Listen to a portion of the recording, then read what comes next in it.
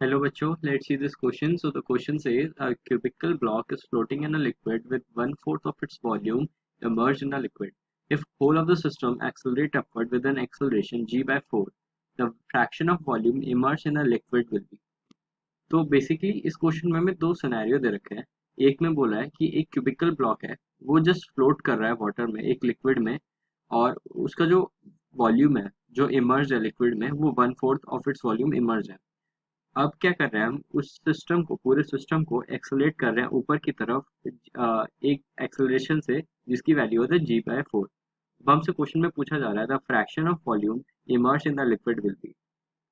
तो इस क्वेश्चन का जो बेसिकली की कंसेप्ट है वो है बाइंड फोर्स.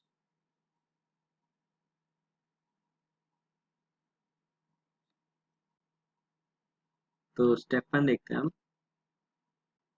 तो अगर हम केस 1 देखें, फर्स्ट केस में क्या बोल रहा है, जो जो क्यूबिकल ब्लॉक है वो फ्लोट कर रहा है, और फ्लोटिंग की कंडीशन में हमें पता है जो अपथ्रस्ट फोर्स होता है वो बराबर होता है किसके, वेट ऑफ द बॉडी के.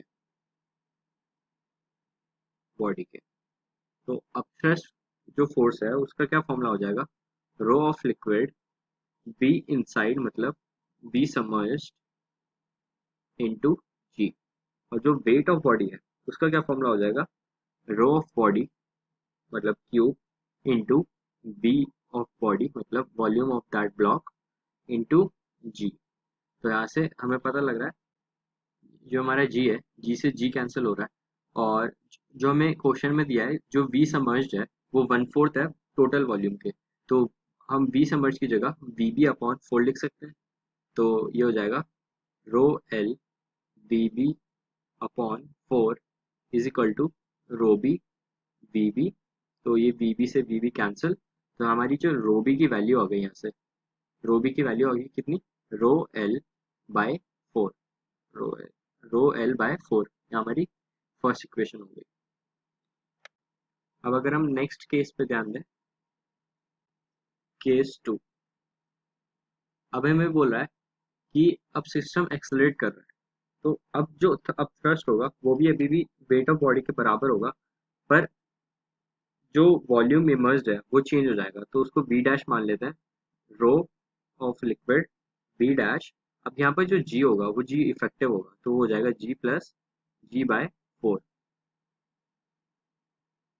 वेट ऑफ बॉडी क्या होगा, वेट ऑफ बॉडी भी होगा V rho B into g plus g by 4, क्योंकि जी नेट है, जी नहीं है. तो जी बाय ये वाली टर्म पूरी कैंसिल हो जाएगी, और यहाँ से क्या आएगा वी डैश. तो हम रो बी की जगह क्या लिख सकते हैं, रो एल बाय 4. तो ये रो एल बाय 4, और अगर हम यहाँ से वी डैश अपॉन वी को एक तरफ ले जाएं और ये यहाँ पर रो एल आ जाएगा, तो रो एल से रो एल कैंसिल. तो जो वी डैश अपॉन वी की जो वैल्यू आ रही है वो आ रही है 1/4. और अगर हम ध्यान से देखें, the fraction of volume immerse in the liquid V dash upon V ही होगा. So the final answer to this question is 1/4. So hope you understood it. Best of luck.